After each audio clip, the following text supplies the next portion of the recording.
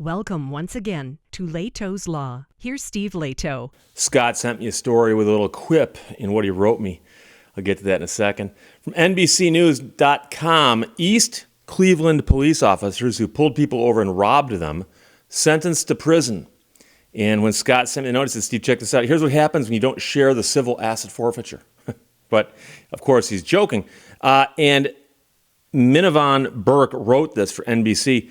2 former East Cleveland, Ohio police officers were sentenced this week for stealing thousands of dollars from people they pulled over during traffic stops. And yes, some people will obviously spot the parallel. If they pull you over and take your money and give it to their superiors, it's civil asset forfeiture. If they pull you over, take your money and put it in their own pockets and keep it, well, that turns out as a crime. So judge ordered, and some people, by the way, will say, Steve, and from the perspective of the person at the side of the road, what's the difference? Oh, there is no difference. There is no difference. A judge ordered one man to 2 years in prison Thursday. His partner was sentenced to 2.5 years in prison and fined $40,000. I don't know if they're both fined or just one of them was fined, but a $40,000 fine was levied. In total, the two are accused of stealing $14,781 from 6 victims from July of 2020 to July of 2021. So think back to a couple months into COVID, you get pulled over in East Cleveland and the police take your money. While on duty, prosecutors said they did these things, and they also swiped firearms from victims, according to the Cuyahoga County Prosecutor's Office. In a news release, the Common Pleas judge told one of the men that his actions have disgraced hardworking officers. And I'm going to say the thing that gets me in trouble every single time. And I always say, there are more good cops than most people give them credit for. Okay? And I know that many people go, Steve, they're all bad. Especially if there's one bad one and they don't root them out, then they're all bad.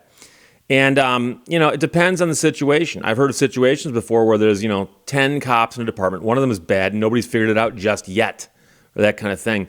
So I also tend to give people the benefit of the doubt. However, when you have cops doing this, you have to hit them hard when it comes to punishment. And I'm a big believer in that the average person sometimes deserves a break on their first offense. But there are certain things, especially by people in positions of power, who, when they abuse that power, need to be punished and not given a break because, it's your first time. No. Police officers, politicians, judges, lawyers. I'll throw my profession into the ring also. If you catch a lawyer stealing from a client, you've got to hit him hard. You don't say, it's just the first time. No. No, hit him hard. So the one person the public should be able to have confidence in would be your emergency services, your police officers, your firefighters, your EMTs. You've shaken the confidence of the public in the criminal justice system and the trust they put in police officers. And that's the judge speaking. The 2 men were arrested in July of 2021, a day after a motorist reported to the East Cleveland Police Department they took $4,000 during a traffic stop at a gas station. The victim was supposed to give a statement in court Thursday, but told prosecutors he had changed his mind because he feared about being targeted. So, 21-year-old man said he was on his way to a funeral home to pay for his mother's services when the officers robbed him. Now, you can't get any more pathetic than that.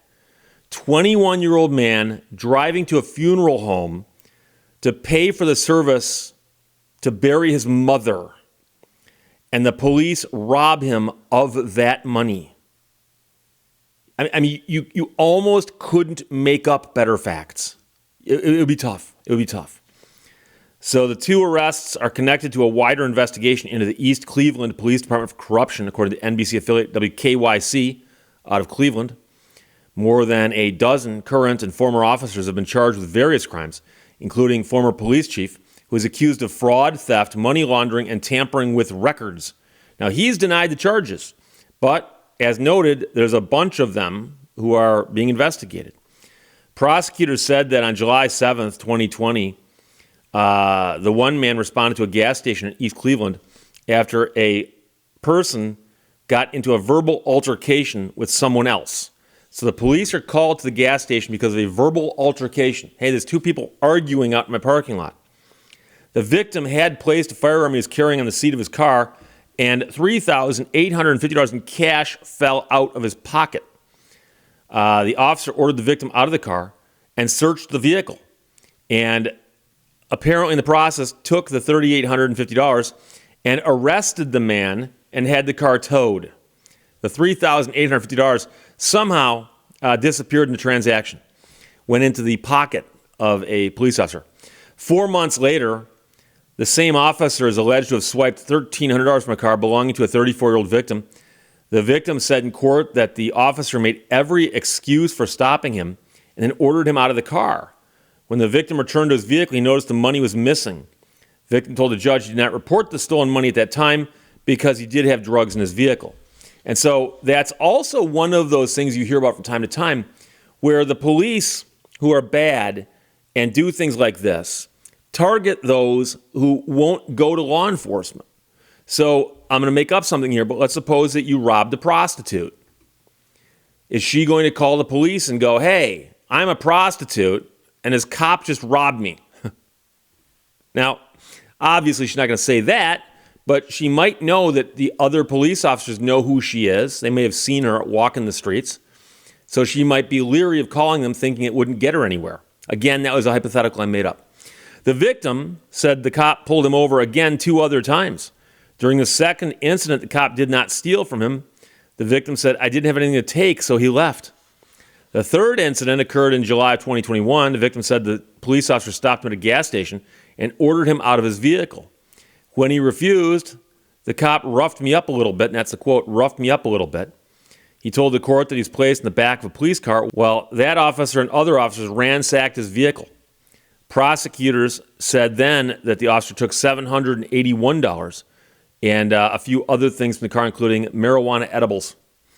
Meanwhile, the officer apologized to his family and friends, telling the court that he was sorry for putting myself in this position. In addition to time in prison, he was fined $40,000. You'll notice that the apology is weak. I'm sorry for putting myself in this position. Is the position being a defendant in court? Most defendants in court are sorry that they are there. But that does not sound like he's saying, I'm sorry to the people I victimized. I'm sorry for causing the problems to the people I hurt. Meanwhile, the other officer is accused of stealing money, marijuana, and guns from victims on 4 separate occasions. During a traffic stop in 2020, he robbed a 43-year-old victim of $850. He then issued the driver a traffic citation. The citation included his signature and the forged signature of a police sergeant who was not at the scene. And that, of course, is where you run into some trouble, because it's one thing for another officer to find out you're doing something bad, but for another officer to find out that, oh, you forged my name to say I was there when you were doing something stupid. So that officer also apologized during his sentence. The judge told him that he had damaged everybody in the community and said when an individual as a police officer is taking the oath, he is in essence in a criminal category of his own. In effect, he is a traitor to the system. He's far worse than your normal burglar or robber or criminal. And that's what I'm getting at when I said earlier that people in positions of power need to be punished more harshly than those who are not, especially when they're abusing the power they have. And so, you know, there are some places in some cities where there are people who are scared of the police.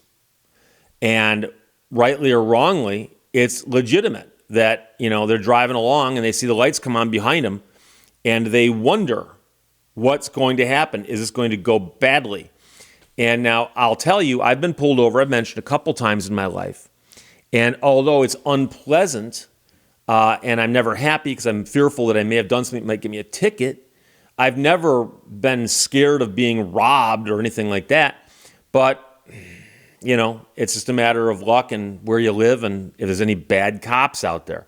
So there are bad cops out there. I'm not saying they're all bad. And in fact, I get in trouble for saying that I think that quite a few of them are actually good. But we all have different life experiences. And it may simply be that I've been lucky and you have not been. And I would never say that your opinion is incorrect because you have different life experiences than what I've had. So there you go. So Scott, thanks for sending it. And yes, this is what civil asset forfeiture looks like. when the cops don't share with their superiors. East Cleveland police officers who pulled people over and robbed them have been sentenced to prison. From NBCNews.com. Thanks, Scott. Questions or comments, put them below. Let's talk to you later. Bye-bye. Thank you for watching Lehto's Law. Somebody told me nothing rhymes with orange. No, it doesn't.